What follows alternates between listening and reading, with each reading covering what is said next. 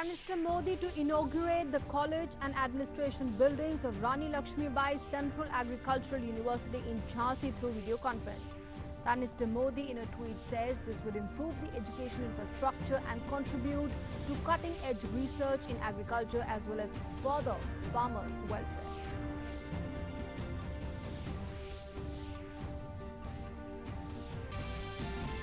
National Sports Day being celebrated today on the birth anniversary of hockey legend Major Dhyan.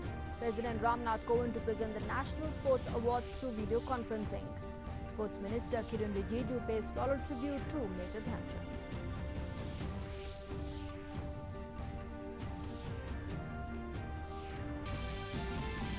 Three terrorists killed in encounter in Jammu region in Jammu and Kashmir. In Pulwama, one Jawan martyred, firing stopped and search is underway. This is the second encounter in 24 hours.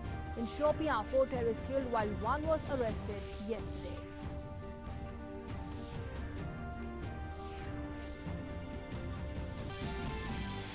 In Odisha, many villages inundated due to heavy rains. 5 people die in the rain-related incidents. Yesterday, some respite though in the flood situation in Bihar. Many rivers in spate in Jammu. The Met Department forecasts heavy rains in central and north India for the next 3 days.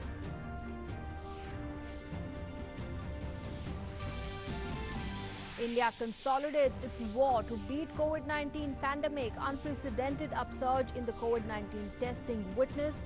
Health Ministry says a new peak of 4 crore tests achieved. Globally, over 2 crore 48 lakh people infected with the virus, while over 8.4 lakh people have lost their lives worldwide.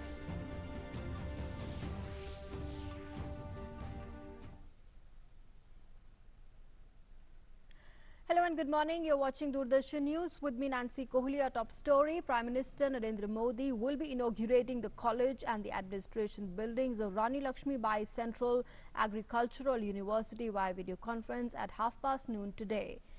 The RLB Central Agricultural University is located in Jhansi. It is a prominent institute of the Bundelkhand region. Prime Minister Modi will also be interacting with the students of the university during the event. The university has started its first academic session in 2014-15 and is offering undergraduate and postgraduate courses in agriculture, horticulture and forestry. The university website can be accessed through pmosms.nic.in. And moving on now, in Jammu and Kashmir, security forces have gunned down 3 unidentified terrorists in the wee hours today during a gunfight in Zadura area of South Kashmir's Pulwama. An AK and 2 pistols have been recovered from the slain terrorists. A joint team of the police, the army and the CRPF had last night launched a cordon and search operation on specific information about the presence of terrorists in the area. As the joint teams of forces approached towards the suspected spot, the hiding terrorists fired upon them, which was retaliated, triggering an encounter. One soldier was also critically injured and succumbed to his injuries. The joint operation is still in progress. This is the second gunfight in South in less than 24 hours as 4 terrorists were killed, while as one was caught alive in an encounter in Shopian last evening.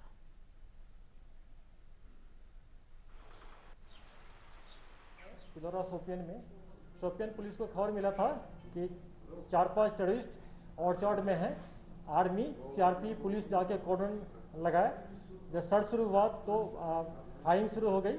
Encounter में 4 terrorist मारे गए हैं और एक को जिंदा पकड़ा गया है। इसके अलावा 2 टेररिस्ट हैं, एक दोनों सी कैटेगरी का है, शकुर बी कैटेगरी का है और 2 के AK-47 मिला है, 3 पिस्टल मिला है और एक हम लोग शहीद जो मिलिटेंट है चरसू अवंतीपुर का, उसको जिंदा पकड़ने में कामयाब हो गए। उसका इंट्रोगेशन चल रहा है। And Pakistan initiated unprovoked ceasefire violation in the Mendar sector in Poonch district last evening. Pakistan fired with the small arms and intense shelling with mortar along the LOC in the Mendar sector. The Indian Army then retaliated befittingly. Moving on now to COVID-19 updates. India has tested more than 9 lakh COVID-19 samples each day for the second consecutive day yesterday, keeping a sharp focus on test, track and treat strategy of the union government. India has already created a capacity of doing 10 lakh tests per day. Now, according to the Ministry of Health and Family Welfare, unprecedented upsurge in the COVID-19 testing is being witnessed. And with this, India has touched a new peak of 4 crore tests that have been done. A quick look now at the COVID-19 updates from some of the worst affected states in India, and Maharashtra, the worst affected state in the country, continues to record over 14,000 new cases. Yesterday, 14,361 new cases were reported in the state yesterday, and 11,607 patients were discharged, while 331 patients have lost their lives in the past 24 hours. Now, currently, there are 1,80,718 active cases in the state.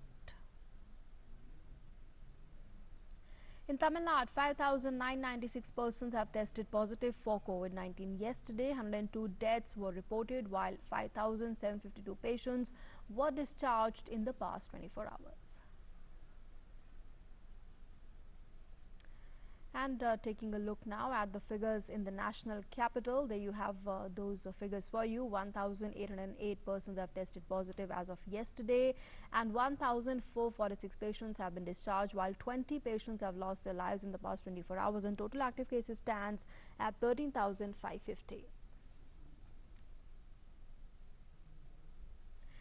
Moving on now, Lok Sabha Speaker Om Birla chaired a meeting of the officials from both the Houses of Parliament, the Health Ministry, ICMR, AIIMS, DRDO and the Delhi government to finalize the arrangements for the session in view of the COVID-19 pandemic.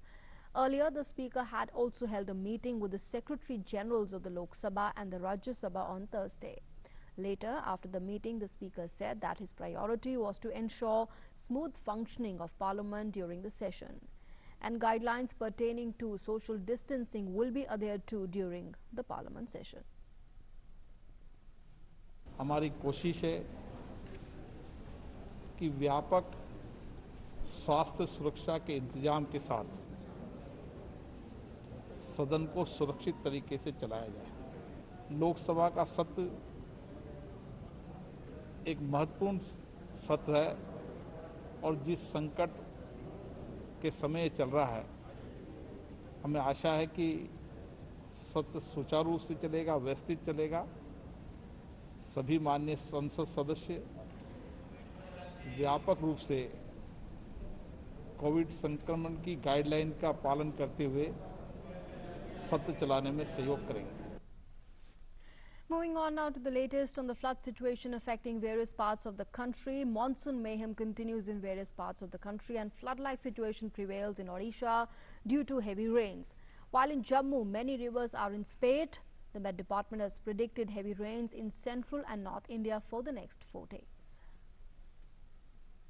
Rainfall and flood have adversely impacted normal life in various parts of the country.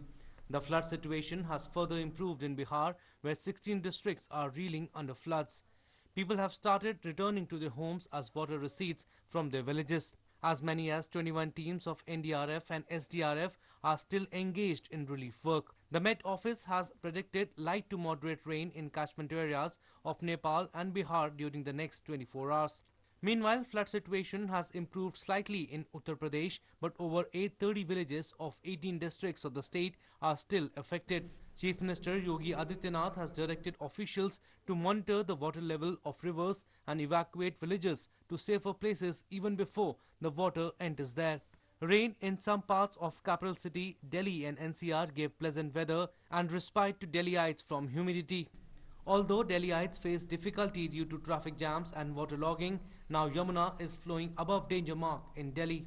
Extensive rainfall in Odisha is also hampering day-to-day life. NDRF and ODRF have been deployed in state to tackle any untoward incident. In view of unabated rainfall in Madhya Pradesh, Met Department has issued red alert for 6 of its districts, while orange alert have been issued for 10 other districts. Meanwhile, Lieutenant Governor of Jammu and Kashmir reviewed preparedness quick action mechanism to cope up with flood in the Union Territory.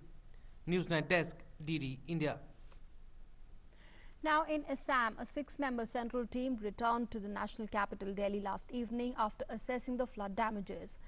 And during the 3-day visit, the team made an in-depth assessment of the damages in 7 flooded districts where infrastructure in terms of roads and bridges, properties, cropland and embankments took place, as well as livestock have been affected. Now, the team will also be filing a detailed report on the extent of damages to the Home Affairs Ministry. The government of Assam has sought adequate compensation to the tune of 2,300 crore rupees in the interim report submitted to the central government. The Ladakh Union Territory administration is focusing on border area development, and with the support of the Union Government Special Development Package, Ladakh Union Territory administration is aggressively going ahead with infrastructure and welfare activities. Ladakh Lieutenant Governor R.K. Mathur has launched various programs for Changtang region in the eastern Ladakh worth 245 crore rupees. While a Changtang package of rupees 129 crore rupees and a special development package of 92 crore rupees were also launched. Apart from this, another project for border area development of 23 crore rupees was also launched. The package covers critical infrastructural development, housing, health, education and employment opportunities.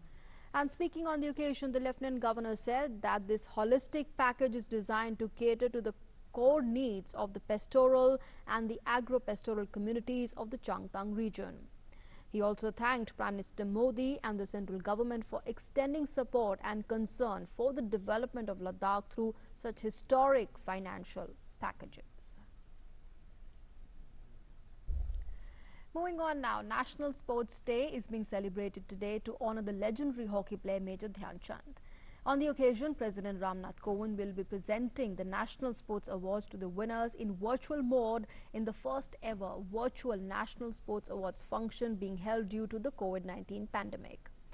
The Union Sports Minister Kiren Rijiju also paid floral tribute to Major Dhyan on his birth anniversary today at the Major Dhyan National Stadium in the national capital.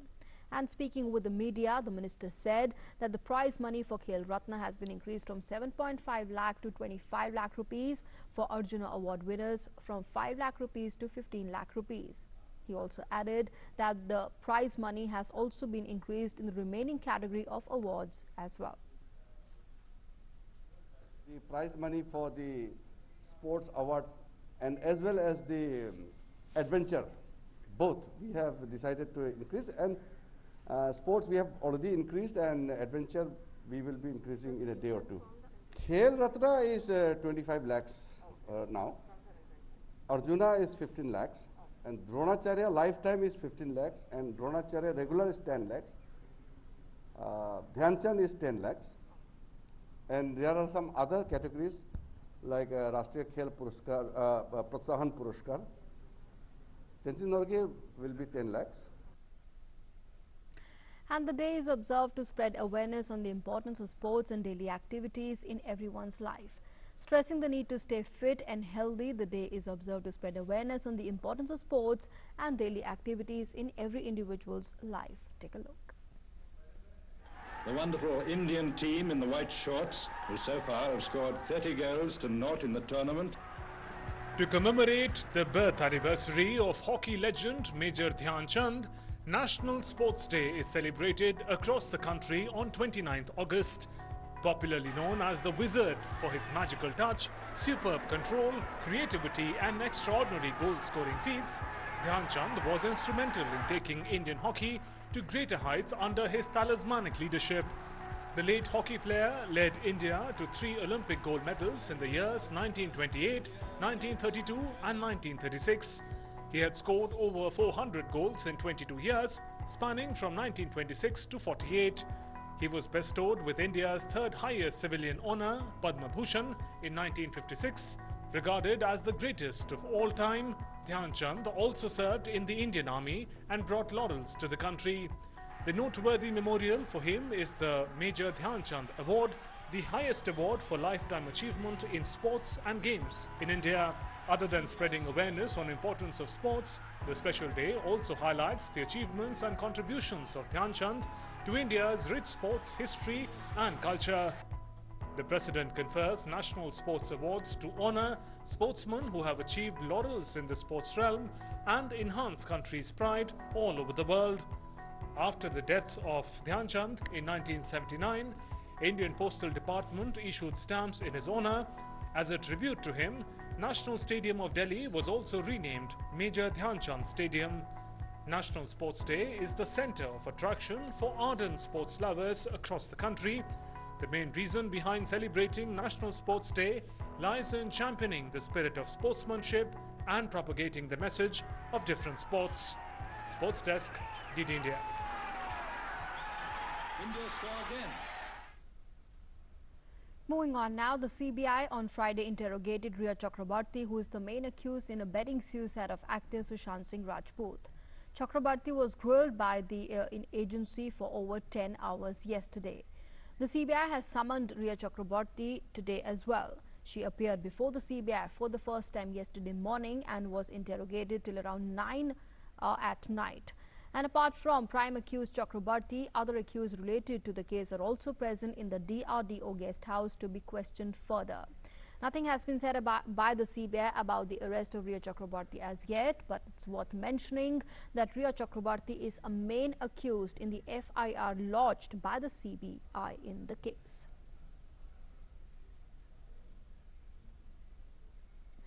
India's permanent mission to the United Nations has co-sponsored the Indonesian resolution on women peacekeepers that calls for full, effective and meaningful participation of women personnel in peacekeeping operations, and congratulated the Security Council for adopting Resolution 2538 on women in peacekeeping. India's permanent mission has also stated that India will continue to push for greater involvement of the women in all the areas and will also see it was a priority during its UNSC tenure beginning 2021. India has a long tradition of being associated with the UN peacekeeping since its inception.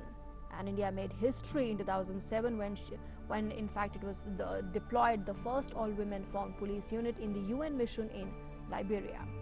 India is also one of the largest troop contributors to UN peacekeeping operations. Several Indian troops have made the supreme sacrifice in the course of such operations. Earlier this year, Indian women peacekeeper Major Suman Gawani won the UN Military Gender Advocate Award. She served as a peacekeeper with the UN mission in South Sudan.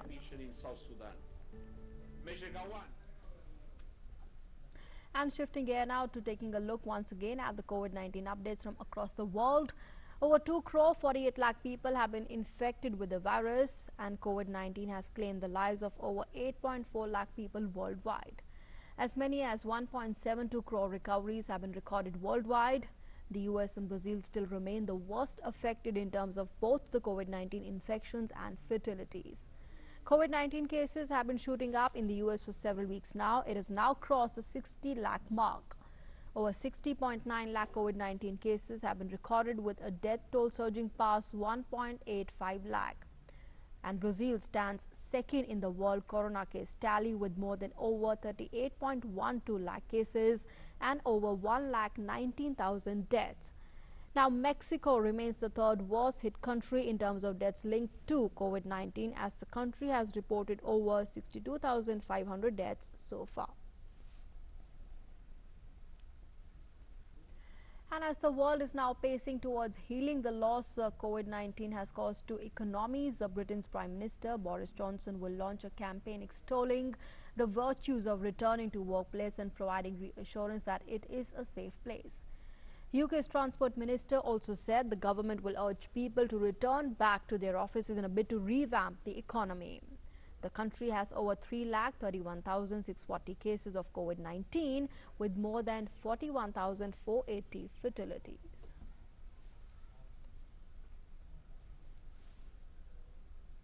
And Mexico, which is among one of the hardest struck countries by COVID-19, is now showing a declining trend in the cases.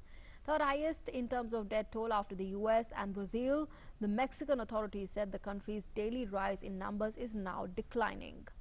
Mexico has so far registered more than 5,79,910 cases of infections, with the death toll of over 62,590. And Paris has made the wearing of masks mandatory for all the public spaces, following similar measures in large cities like Marseille and Nice. Prime Minister Macron defended the measure, saying they were a reasonable constraint that needs to be accepted for a while because it allows to slow down the circulation of the virus. France has recorded a daily tally of 7,379 new confirmed COVID-19 infections on Friday, taking the total number of cases to 2,67,077 and deaths due to COVID-19 standing at 30,596. And France has also announced that of the 100 billion euros of the recovery plan, 15 billion euros will be dedicated to innovation and industrial relocation in the country. While talking to journalists, French President Emmanuel Macron on Friday said that the money would allow for faster innovation to put a drug that is very innovative on the market. He added that this would encourage the relocation of pharmaceutical companies in France. Macron visited the site of French pharmaceutical group Sequence. He said that the recovery plan due to be unveiled next week would be a 10-year program to result in a stronger France in 2030. And German Chancellor Angela Merkel has said the COVID-19 pandemic was likely to worsen in the coming months and also called on people in Germany to continue taking the threat seriously. During her annual summer address in Berlin, she promised her government would respond by fostering a spirit of social solidarity. Merkel's comments reflect the reality of rising cases in many parts of Europe. She said that life would not return to normal until a vaccine to combat it had been developed. She said that such stimulus was essential as the economy could not be allowed to grind to a halt in the meantime. Merkel also said that global efforts to combat climate change were insufficient and that she would accelerate the fight to combat it in the coming years. She said the European Union needed to adjust the climate goals it has set for 2030 and that she also wanted a carbon pricing mechanism for the industry and the transport sectors. Now, Havana's governor has announced an overnight curfew, the ban on the travel from the Cuban capital to other provinces, and greater restrictions on the circulation of vehicles in a bid to curb a new peak in the COVID-19 cases. The new measures will come into effect from the 1st of September for 15 days. Cuba had mostly contained its novel coronavirus outbreak by the end of June by isolating patients and conducting rigorous contact tracing and easing lockdown restrictions. But it tightened them again after cases surged again. Cuba currently has more than 3,866 COVID-19 cases and deaths over 92. And with that, it's a wrap on this edition of the news. Thanks for being with us.